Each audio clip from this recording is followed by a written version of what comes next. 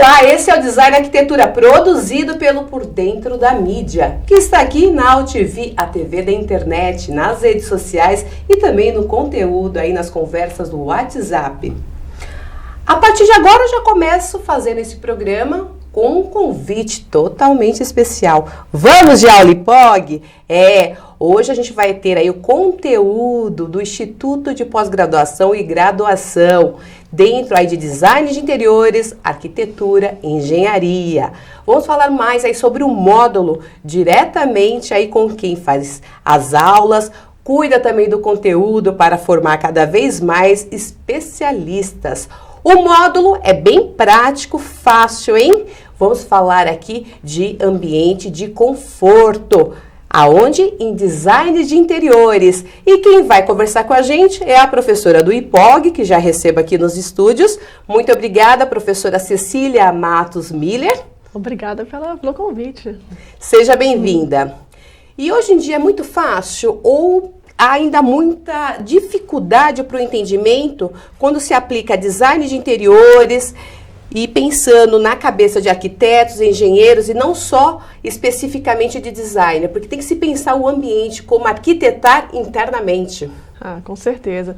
São tantas condicionantes para a gente fazer um projeto, né? Não é fácil fazer projeto, mas a gente vai aprendendo no dia a dia, principalmente na prática, igual você ressaltou aqui quando abriu o programa. Conhecer minimamente de materiais, de composição desses materiais, de revestimento, de layout dos espaços, de configuração até espacial mesmo, em relação à volumetria desse espaço. Entender não só o que fica dentro da caixa, né, dentro das envoltórias desse espaço, mas o que extrapola ele, que às vezes é a maior dificuldade. O que está no lote ao lado? O que está na sua frente, da sua janela? O que te contorna em relação ao edifício edificado, né? O próprio construção? Então, isso que, de repente, são as maiores dificuldades dos profissionais hoje. E de ser um pouco mais técnico também, né? A gente tem que entender de materiais, de transmissão de calor, de absorção da radiação solar, entender de lâmpadas, de materiais acústicos, né? Vamos então conhecer um pouco mais aí da formação, né? Carreira, trajetória aí da professora Cecília Matos Miller. Arquiteta e urbanista pela Faculdade de Arquitetura e Urbanismo da Universidade Federal do Rio Grande do Sul, especialista em conforto ambiental e conservação de energia pela Faculdade de Arquitetura e Urbanismo da USP, mestre em tecnologia de arquitetura e a subárea é conforto ambiental pela FAUSP, sócia-diretora da Arquieficiente, projeto e consultoria em arquitetura, auditora do processo aí Aqua. Vamos depois explicar um pouco mais do que se trata, que é a certificação de construção sustentável pela Fundação Vanzolini, professora de conforto ambiental no IPOG, tendo aí lecionado também em outras universidades, consultora e palestrantes. Estamos bem, hein? Hoje a aula está completa aí para a gente realmente entrarmos no conforto ambiental. E o conforto ambiental, ele passa de barreiras, né? Acho que não é só necessário no momento do projetar. Tanto está à frente da reforma, como também na concepção, né? No caso, indo para uma arquitetura muito mais para se querer viver bem na sociedade, né? Acho que dentro de conceitos também de áreas públicas e segue dessa maneira, né? Com certeza. Quando a gente entender, basicamente, que nossos projetos são feitos para pessoas e que as pessoas têm que viver bem dentro desses espaços, que seja a casa delas, que seja o escritório, a loja onde ela trabalha, o restaurante que ela vai no final do dia, a academia onde malha, todos esses espaços têm que proporcionar conforto para as pessoas. Olha, quanta coisa interessante, né? Quando a gente porque fica só achando que o complemento. Não, eu acho que é o ponto de partida, né? Porque isso envolve tanto o desenho, a distribuição, a questão da aplicação de materiais e depois o uso, né? A definição, né? Da usabilidade também de tudo que está sendo aí colocado nesse espaço, né? É importante você falar isso, Lu, porque o espaço ele tem que ser bonito, lógico, é para isso que a gente é contratado, tem que atender os quesitos estéticos desejados, mas antes disso a gente também tem que ter um espaço que funcione. Não adianta nada ser bonito que ele não funcione. E na minha concepção, e de muita gente também, para funcionar, ele tem que ser confortável, agradável e que a pessoa tenha um bom desempenho do que ela estiver fazendo ali dentro daquele espaço. Ela tem que ser bom de se estar ali, né? Em relação aos quesitos térmicos, acústicos, luminosos, visuais, ergonômicos, conforto tátil, tudo entra nessa composição do espaço e que faz a pessoa se sentir melhor ou pior dentro daquele espaço. Todo mundo vai lembrar de alguma situação de desconforto que passou. E estranha se pensar que as pessoas têm uma certa dificuldade de lembrar, nossa, que ambiente gostoso que a gente já esteve, né? E dificilmente a gente consegue ter essas boas recordações hoje em dia nos espaços. Isso é muito triste de pensar, que as pessoas poderiam estar pensando muito melhor nessas questões, né? E, Cecília, o que é aproximar, né, a sustentabilidade? A gente escuta tanto, mas todo processo precisa ter a inclusão, né, e a colocação da sustentabilidade. Dentro do conforto ambiental é algo que flui porque é necessário passar pela sustentabilidade. Não tem como dissociar. Quando a gente pensa em materiais, a gente pensa diretamente falando de a composição dele e que desempenho que ele vai trazer para o ambiente. Isso é ligado à sustentabilidade, à vida útil dos materiais, o ciclo de vida desse próprio material, a desmontabilidade, a usabilidade, a flexibilidade que esse material propõe, que a gente pode reusar posteriormente, e principalmente a energia incorporada que esse material tem. Então, o material para ele estar hoje aqui para a gente, ele passa por um processo muito longo de extração, de manufatura, de transporte principalmente, né? E que isso faz ele ser mais sustentável ou menos, né? E falar de sustentabilidade não é fácil, porque não existe assim, um prédio totalmente sustentável, um ambiente sustentável. Existe um ambiente com mais condições, com mais questões, ou com mais critérios atendidos em relação à sustentabilidade. Porque passa por definições, entender também o processo ali de cada aplicação do material, né, Cecília? Que às vezes vem só a certificação. Só que para chegar até esse processo, existe toda uma qualificação e também etapas, né? Precisa se ver desde o básico da colocação do material, da mão de obra ali empregada, acho que é por aí, né? E também quanto que esse material vai viver, quanto que esse espaço vai existir, a questão da manutenção, da usabilidade, né, do espaço. Não adianta nada ser um espaço que hoje nos atenda, mas daqui a 5 anos ele já está velho em vários quesitos que a gente pode falar, né, em relação a ser muito caro para se limpar, para se manter, para fazer a manutenção. Então tem que pensar nesses quesitos também. Quando a gente pensa assim, por áreas, né? Acho que a gente pode começar pensando com as questões, as diretrizes e como usar, por exemplo, o conforto térmico. Conforto térmico, tem que lembrar que não é só temperatura, né? A gente até gosta de falar de conforto higrotérmico, que envolve também a umidade do espaço, renovação de ar, ventilação. Eu vou pedir para a produção já começar a colocar o conforto térmico, né? A gente já tem os exemplos também. E tudo isso aí, lembrando, gente, isso aqui é uma aula IPOG, hein? Inclusive, esse conteúdo está vindo, né, do conforto térmico das aulas ministradas pela professora Cecília.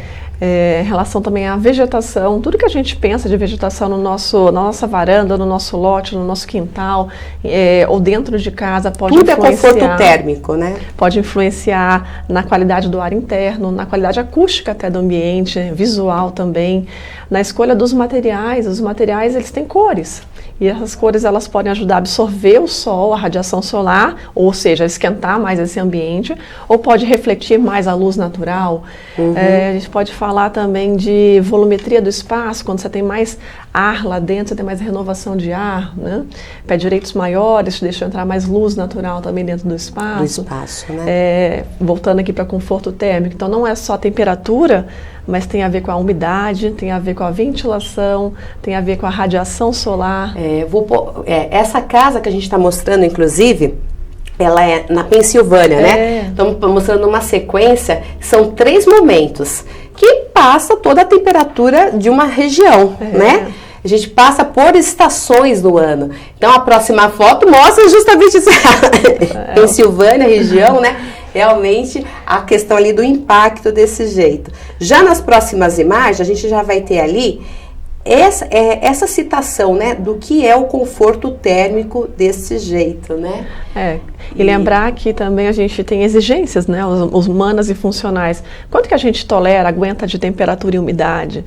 De ventilação, ela não pode ser tão veloz assim, que levante papel no ambiente de trabalho, ou que que desfavoreça nas condicionantes internas. Radiação solar, tem hora que a gente quer estar exposto ao sol, Sim. tem hora que a gente precisa se proteger do sol. E não confundir o sol com iluminação. O sol traz a iluminação, mas não é todo ambiente que pode ter sol dentro. Mas luz a gente quer que tenha. Né? Lembrar também da iluminação artificial, que tem que estar conjugada, bem conjugada com a iluminação natural. E hoje cada vez mais os espaços menores, né? E então precisa realmente ter esse estudo para entender, né, da onde vem o calor, da onde vem a luminosidade, né, essa aplicação para dar corretamente ali o uso desse ambiente, né. Isso. Observar os tipos de céu. Às vezes a gente tem diferentes tipos de céu ao longo do dia, e esse céu, ele pode trazer mais luz natural, difusa, uma luz mais homogênea, ou pode trazer uma luz mais forte, carregada de insolação, que é de calor também, né. E usar tudo isso para fazer projeto, né? Olha, já estou aqui selecionando as perguntas, daqui a pouquinho começo. Muita pergunta aqui, viu? Olha, calma aí, Marcos, Lúcia, Luciano, já começa aqui, já estou selecionando. Agora, para a gente saindo do conforto, né, térmico, vamos para entender um pouco mais também a questão do desempenho acústico, que é uma outra situação que dentro do que esse módulo que é proporcionado pelo IPOG e as aulas feitas pela professora Cecília também traz essa exemplificação e estudos para essa área, né? Como você colocar também no seu projeto. Eu costumo dizer assim que a acústica, ninguém se mete com a acústica, né? Parece que é difícil, mas assim, eu particularmente acho uma área super aplicável a projetos de interiores, tanto é que a gente desenvolve um exercício em sala de aula durante o sábado à tarde, que dá tempo de finalizar, de fazer, né, uso das escolhas nossas do dia a dia de um projeto de interiores para melhorar as condicionantes acústicas internas. Uma coisa é você se isolar acusticamente do exterior. Daí isso fica muito a cargo da envoltória do edifício, ou seja, da construtora que já te entregar um projeto bem envolvido, com uma boa parede, uma boa laje, uma boa cobertura, para te isolar acusticamente. A outra parte do projeto, que cabe muito a nós, né, design de interiores, arquitetos que trabalham com interiores, é fazer uma boa escolha, então, de materiais, né, e tem que ter um mix de vários materiais, não é só material fofo, absorvente, a gente tem que ter materiais também um pouco mais delgados e até rígidos, para ter um controle aí de refletância, de absorção, de várias frequências de som, e a gente saber usar isso, né, nas nossas escolhas de materiais, a gente consegue ter sucesso nos nossos projetos internos. Você começou dizendo que muitos dos profissionais buscam, às vezes, a orientação de outros específicos de acústica, porque ainda é um campo difícil para entendimento. O que falta? É muito mais legislação ou especificação na hora da escolha dos materiais? De legislação a gente não pode falar mal, porque a gente está muito bem servida de normas técnicas.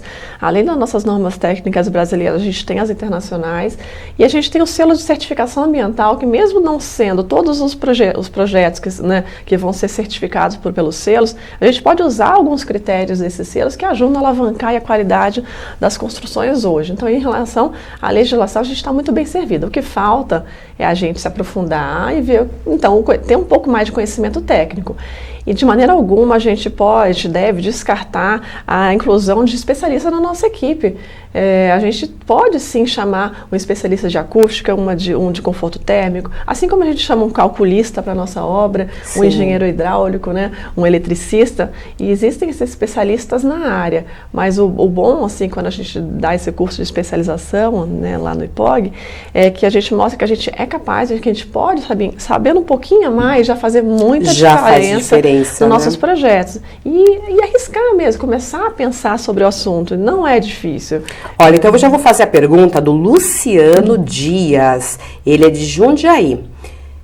Eu estou pronto para entrar no meu novo apartamento. Já chamo agora o arquiteto porque eu tenho medo, porque já há reclamação na própria direção e administração que as paredes e os andares estão ocos, barulho aí vai ser para todo lado. Eu vou ocupar, cadê? Ó, o Luciano mandou, 13º andar. Parabéns, hein, pela nova moradia. É importante, sim. Luciano Dias. Luciano, é importante, sim, já começar com um profissional, né, junto aos primeiros passos no teu projeto e, às vezes, até antes. Eu já acompanhei clientes para comprar apartamentos e escolher um novo imóvel. Então, se você tiver essa oportunidade também de, antes de comprar, ter um olhar mais técnico, né, em relação àquele bem que vai ser, nossa, às vezes por uma vida toda, ter um pouco mais de certeza daquilo que você está adquirindo, é importante. Mas a gente tem uma norma técnica hoje nova, né, no Brasil, que é a norma 15.575, que é para desempenho de edifícios residenciais. E é uma norma que está muito boa, muito criteriosa em vários aspectos, e a parte acústica é um dos critérios mais fortes que estão sendo exigidos aí nessa norma técnica. Que bom, hein? Então, assim, não é o problema de ser oco. Até por causa, né? Porque ele mandou assim, ó, professora, sabe o que acontece? Eu cresci num andar, morei num prédio que só ouvia o toque-toque, então ele quer evitar isso. Então a nova norma não pode, a gente não pode mais escutar esse toque-toque do andar, do caminhar, não, né? Então a gente tem que ficar de olho, sim. E se a gente for mais exigente com as nossas compras, com certeza as construtoras vão ficar mais exigentes em relação aos padrões que elas oferecem para a gente de construção. Então, não aceitar apartamentos que tenham mais toque-toque. Então, Luciana, essa é a dica. Já temos a legislação, já temos todo esse cuidado, o mercado muito atento a isso. E, se possível, já procure aqui, né? Já inclua, né, também toda a ambientação do que você vai ter, esse arquiteto a partir de agora. Porque ele já vai fazer essa reavaliação também desse seu aí apartamento. Seguindo aqui, já que a gente está numa aula, né, trazendo todo o conteúdo IPOG, vamos falar do conforto luminoso, o controle da luz, Cecília. A gente tem luz demais. A gente mora num país super luminoso, que bom, né, que a gente tem muita luz, e o erro hoje está sendo a gente deixar entrar luz demais e causando ofuscamento nos espaços. Vamos ver essas imagens? Vocês já vão entender quando a gente fala do conforto luminoso, né, aonde estão, né? Produção, vou pedir já para colocar então as imagens do conforto luminoso, né? O controle da luz, esses detalhes. Aí a professora Cecília, que está aí também fazendo para a gente toda essa composição de informações que são dadas na aula IPOG, aqui também para o programa. Quando a gente fala de conforto luminoso, não esquecer que tem a luz natural e artificial. E o bom projeto que aborde, né, esses conceitos de conforto luminoso são os projetos que consigam unir o sistema artificial com o sistema natural de iluminação. Exemplo, né? Esse interno, com a luz natural. Né? Que bacana isso, essa composição, né? E com a luz natural, exatamente, que entra difusa, homogênea, bem distribuída, que não tem entrada de sol, que é importante para vários ambientes que não podem ter entrada de sol.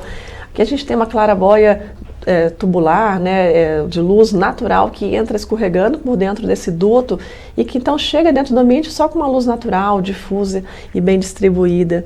E um bom projeto de iluminação tem que fazer essa unificação, né, da luz natural com a luz artificial. E o que eu estava comentando antes, a gente já tem muita luz. O segredo está a gente conseguir filtrar um pouco dessa luz, que seja 2%, 3% da luz que tem lá fora, para trazer ambientes, né, melhores de se estar. Acho que ninguém vai negar de que gosta de estar num ambiente bem iluminado, sentar um ambiente claro, com uma luz gostosa, né? E lembrando, né, reforçando inclusive o que você acabou de citar, a luminosidade chegando de forma natural, e essa não precisa estar aquecendo, né, a luz ali direto em cima de uma mesa de trabalho, mas ela é preciso também fazer essa composição, esse equilíbrio também com a aplicabilidade das técnicas da iluminação, né?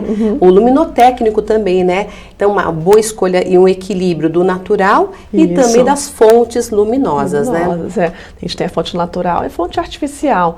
E o segredo de um bom projeto é conhecer bem. Eu adorei aquele exemplo que apareceu também, a chegada pelo telhado, né? E essa passagem, essa chegada, né? A um ponto que você deseja dentro de uma residência. E esse ponto, às vezes, né, a gente não tem janela. Por isso que aquela claraboia que passa pelo telhado e traz para você essa luz até num subsolo solo, é importante de saber que existem isso e que são baratos, são acessíveis hoje em dia, né? Então, eu já vou parar aqui para fazer mais uma questão, porque tem a ver aí com a nossa sequência de apresentação hoje do programa. Essa vem da Patrícia Pereira Dias também, e essa é de São Paulo só. Ela está indicando o seguinte: tenho muita dificuldade na hora de conversar com os clientes, já que eu estou na prática há mais de 5 anos, contando a importância também de pensar na luz. Geralmente, eles pedem para escolher sempre o mais em conta. O que fazer? Nem sempre Patrícia, nem sempre o barato, né? A gente costuma falar, o barato às vezes sai caro, né? E nem sempre a melhor opção é aquela que está lá disponível na prateleira do mais barato, porque vai ter um baixo desempenho, o rendimento vai ser pior. Então, acho que explicar isso com cuidado para o cliente, que lá na frente, às vezes pode ser daqui a um ano, já tem que trocar todas essas lâmpadas ou trocar a esquadria. Acho que dá para explicar, né? Acho que eles entendem que isso... Será que chega na hora também de exemplificar na parte do projeto e não conversar, né, com o cliente o que é uma eficiência energética? Sim, com certeza. Demonstrando com exemplo, números, cálculo, conta final mesmo? Sim, e por isso que eu falei assim, a gente tem que ser um pouco mais técnico, sim, porque não é só aquele discurso que vai ficar mais bonito, mais aconchegante, tá? A gente tem que mostrar números. E esses números são apresentados em termos, por exemplo, de iluminação. Qual que é o índice, qual que é a quantidade de luz que eu tenho dentro do espaço? Olha, então com isso você não vai precisar ligar a sua lâmpada, ou você vai precisar ligar 20% da sua lâmpada ao longo do dia, que você pode usar um dimmer. E que com isso, mas é caro, mas isso volta, o retorno do investimento, a gente chama de payback, volta às vezes em 14 meses, em 8 meses esse investimento. Então os clientes aceitam essas ideias. É mostrar hoje em dia esse caminho da sustentabilidade, da racionalização dos recursos, do uso mais adequado dos materiais, e com isso pesando menos na conta, não tem como não convencer o cliente, né? Que você vai gastar menos dinheiro, menos água, menos energia para poder viver bem dentro do espaço. E a gente tem tantos sistemas, tantas tecnologias hoje para nos ajudar nisso, né? E dentro do que a gente tem de incentivos, a gente tem hoje também a busca pela eficiência, pela qualidade e também pelas certificações. O que é a certificação sustentável, no caso a Aqua? Existem alguns selos no Brasil hoje, inclusive um selo Procel de edificações, que é um selo do governo brasileiro. Existem outros selos que são particulares, que o Aqua é um exemplo que veio da França, a gente tem o LEED que veio dos Estados Unidos, a gente tem o DGNB que veio da Alemanha. Eu sou auditora de um desses selos, mas o que esses selos ajudam a gente hoje aqui no mercado? A identificar os projetos, os edifícios com melhores práticas. É difícil de falar que o prédio ele é sustentável, ele tem práticas mais sustentáveis. Então a gente tem uma série de critérios que a gente avalia do que ele está atendendo em relação à gestão de resíduos, gestão da energia, gestão da água, como consumir menos recursos, como dar um melhor desempenho para o edifício, como consumir menos energia, igual eu comentei. Então isso ajuda a gente a alavancar a qualidade das construções hoje no Brasil, em qualquer lugar do mundo. Então é mais uma ferramenta de auxílio para a gente melhorar nossos projetos, né? Olha, chegou agora a pergunta do Mauro Rocha, que veio pelo Facebook, estava aqui localizando. Ele é da empresa DAS Comunicação. Ele pediu aqui para mandar um abraço para a Cecília. Obrigada. E queria reforçar que ele conhece bem as certificações e selos, porque ele já prestou um trabalho para a Leroy Merlin, né? Que é a rede aí de materiais de construções, né? Aqui no Brasil, tão conhecida, né? Isso, inclusive a Leroy Merlin foi o primeiro empreendimento, né? A primeira empresa que certificou Aqua aqui no Brasil. O primeiro? E hoje em dia todas as lojas são certificadas e eles seguem vários critérios assim, de melhores de performance para o edifício. Então eu fico muito... eu já fiz uma auditoria na Leroy de Belo Horizonte, por exemplo, e que o edifício tinha várias qualidades que tornam ele assim, um pouco mais sustentável do que os demais. Mas obrigado pela pergunta. Eu acho que a gente tem que ir em busca assim, de construções que tenham melhor desempenho, mais tempo de vida útil, dando menos manutenção, empregando os melhores materiais, usando menos água, menos energia e que também tem uma obra mais eficiente. A gente audita desde a fase, na verdade, de projeto, passa pela obra e depois do pós-obra, depois do edifício funcionando, ele pronto, a gente tem que avaliar novamente, ver se ele continua sendo eficiente, né? Cecília, você com tanta experiência, né? Tanto aí por parte de consultorias e participando de grupos de estudos, de aplicações também e pelo seu escritório, arquitetura, design e engenharia estão falando juntas, estão com a mesma sequência para essa questão do conforto ambiental? Ainda há um descompasso, não vou mentir, mas cada vez mais a gente está melhorando em relação a esse assunto. A partir do momento que a gente contrata, que as empresas, os escritórios de arquitetura, de engenharia, até o cliente final, exige que na equipe tenha um consultor de uma área específica de acústica, de iluminação, de conforto térmico, ou para fazer simulações de energia, a gente vê que o mercado está mudando. E muito desse impulsionamento, né, dessa demanda nova está sendo dado sim pelos selos ambientais e pelas normas técnicas. Então, assim, a gente está saindo dessa inércia e está melhorando assim, o resultado final, né, dos edifícios, né, de desempenho dos edifícios. Temos também os assuntos, né, que sempre são as preocupações aí dentro do setor, né? Quando a gente fala em conforto ambiental, a gente tem o higrotérmico, luminoso, o acústico, vê se não vai faltar nada, o tátil, o olfativo e ergonômico. É uma composição, precisa realmente fazer um checklist para não deixar nada fora quando se fala em conforto ambiental? Assuntos e preocupações, né? Ainda mais no universo de interiores, né? Já que assim, a gente está falando aqui de conforto ambiental aplicado a design de interiores, tem que tentar assim, fazer um checklist, se a gente está atendendo tudo. Às vezes a gente vai ter que abrir mão de algum para poder melhorar um outro. Por exemplo, o conforto térmico, ele sempre compete muito com o conforto acústico. Aqui nessa sala, por exemplo, agora a gente está com o ar-condicionado ligado, a gente não está com ventilação acontecendo no espaço. Mas vamos aos bastidores, viu? Faz lá, siga nas nossas redes sociais o extra aí. Temos agora um liquidinho, hein? E se a gente abre janela para ventilar, a gente melhora a parte térmica, mas a gente piora às vezes a acústica, porque entra o barulho da cidade. Então, às vezes é difícil conjugar todos esses fatores, né? Mas a gente tem que ir em busca disso. E não esquecer que, por exemplo, que o tátil interfere no conforto térmico. Quando a gente toca numa superfície fria, a gente vai sentir mais frio. Quando a gente anda descalço por um piso mais frio, isso vai interferir no conforto térmico do espaço. Né? Quando a gente tem mais luz no espaço, a gente tende a achar que o ambiente também está mais quente, porque ele está com muita luz no espaço. Então, com certeza, isso interfere em tudo, né? E nosso corpo acaba sentindo de formas diferentes, de como estar ali dentro, né, em relação ao conforto. Porque as casas são tão diferentes, né? Eu tenho aqui meio ambiente, natureza, clima, tudo para pensar, hein? E a professora Cecília também ressalta aqui pessoas, conhecimento, cultura, materiais de construção, tecnologia construtiva. Tudo isso está aí dentro das casas serem tão diferentes e o impacto também cultural quando se pensa e quando também se projeta. O interessante até de dar aula na pós-graduação que a gente roda o Brasil para dar aula, estava em Manaus semana passada. Ai, que bom. Semana que vem vou estar no Rio. Vamos ver essas casas tão diferentes, que eu achei tão bacana essa seleção, né? Aqui para a produção, produção para a gente mostrar hoje, que traz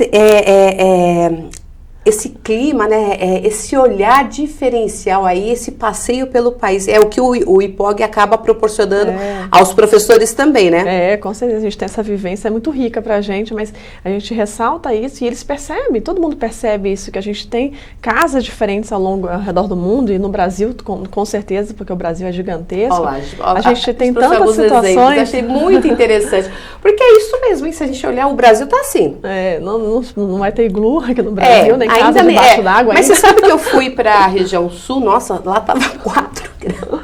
Assim, Mas na região sul do Brasil também faz 42 graus, né? E que as construções são tão diferentes porque a gente tem interferência de todas essas questões que a Luciana comentou aqui. É o meio ambiente, a natureza, é o clima daquela região que é diferente, as pessoas são diferentes porque a gente tem acesso a culturas diferentes, né? E as tecnologias construtivas de cada região, a mão de obra daquela região é diferente. E as tecnologias também sustentáveis, né? E os materiais disponíveis naquela região. Então, principalmente isso. A gente vai trabalhar com os materiais daquela região, com aquilo que o pessoal daquela região consegue construir e o que é mais adequado àquele clima. E é muito que a arquitetura vernacular, os projetos de construções vernaculares fazem. Os índios trabalham com os materiais locais, com a mão de obra local. Né? E todo mundo quer aí o conforto, a beleza, o equilíbrio e a paz, né? Porque as pessoas estão em busca das mesmas coisas em espaços onde vivem. Esta é a mensagem também aí que eu transportei das aulas que tem no IPOG, aí comandadas, ministradas pela professora Cecília aqui pra gente. Conforto, beleza, equilíbrio e paz. Essa é a mensagem, poder viver melhor, né? Todo mundo está em busca disso, pra gente poder viver melhor, desempenhar melhor as nossas tarefas, seja ela dormir no nosso quarto, seja ela fazer ginástica numa academia, seja ela trabalhar no escritório, a gente conjugar todos esses fatores de conforto para poder ter um melhor desempenho ali dentro, né? Esta é a professora Cecília do IPOG. E eu queria contar para vocês como o IPOG, né, ele dá o conteúdo, transporta esse conteúdo de uma forma totalmente especial, né? As aulas são ministradas de sexta a domingo, isso mesmo. 6 da tarde na sexta-feira, volta-se no sábado, bem cedinho, e vai até o final do dia, e domingo também. O IPOG é Instituto de Pós-Graduação e Graduação. Ele é uma instituição de ensino superior composta por cursos de excelência que atendem às exigências do mercado, hein? Tem um diferencial. O IPOG está presente em todos os estados do Brasil e no Distrito Federal, o que comprova o crescimento do Instituto no segmento de mercado. E desse jeito, olha aí, as aulas acontecendo e vai ter uma surpresa aí nas próximas fotos. A professora Cecília, e com a turma que é a Design de Interiores número 3, na qual eu faço parte, né? Eu sempre conto para vocês que eu tô lá junto com o IPOG também, fazendo esse momento de graduação, de pós-graduação desta forma. Para contato, o IPOG na Avenida Paulista, número 807, o telefone é 3251-1560. Vou repetir, 11-3251-1560. E nas redes sociais, bem prático, hein? Só aí digitar e você vai fazer a pesquisa e localizar IPOG. IPOG São Paulo e IPOG na sua cidade. Professora Cecília, deixe então seus contatos e sua mensagem aí também. Nos contatos a gente tem, tem o meu Instagram, né, que você até mostrou aí, mas eu tenho o meu e-mail, que é mais fácil de me achar, é cecimm@gmail.com. A mensagem que eu queria deixar é que a gente tem que buscar fazer projetos mais confortáveis para os nossos clientes, que eles sejam bonitos, mas principalmente gostosos e de se ficar, de se permanecer. Que é isso que a gente busca, a satisfação plena, né, do usuário. E com isso, se a pessoa está melhor dentro daquele espaço, com certeza ela vai ter relações interpessoais melhores das pessoas que estão ali dentro. Então a gente melhora a vida de todo mundo, né? A qualidade de vida é o que a gente está em busca, acho que é um mote da atualidade, né? É buscar mais qualidade de vida. E os espaços construídos contribuem quase que 90% com isso, né? A gente tem que ir em busca disso. E eu estarei aqui disponível, né, para quem quiser alavancar um pouco isso, aprender um pouco mais, eu estou à disposição. É desse jeito, viu, gente, na sala de aula. Passa que é uma beleza, e você absorvendo, entendendo na prática, né, com esses tantos exemplos do que é realmente a aplicação do conforto ambiental. Ficamos por aqui, obrigada pela presença. Obrigada. E na semana que vem tem mais, hein? O programa Design e Arquitetura para você.